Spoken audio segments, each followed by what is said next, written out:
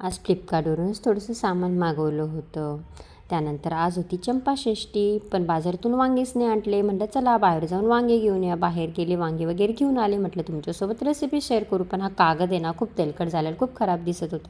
तो आधी किचनमधून काढून घेतला. त्यानंतर लागले भरीत करायला. वांगी मस्त व्यवस्थित भाजून घेतलं. त्याला आधी तेल लावलं, कारण त्याच्यावरचं कवर लगेच निघतं तेल लावलं की.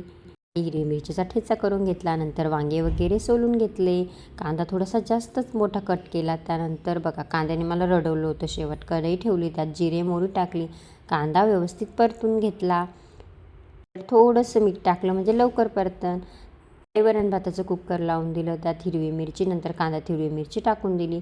तीही व्यवस्थित परतून घेतली. त्यानंतर त्यात थोडीशी हळद घालून, मीठ वगैरे घालून वांगं टाकून व्यवस्थित परतून घेतलं. वरतून कोथिंबीर टाकली. देवाला दिव्या वगैरे लावून घेतला. त्यानंतर रोडग्याचा निवेद देवाला ठेवला. बाहेर फिरायला गेलो होतो, तर गार्डनमध्ये कुठेतरी पार्टी वगैरे चालू होती, तर छान दिसत होतं. चला बाय, भेटूया नेक्स्ट व्हिडिओमध्ये.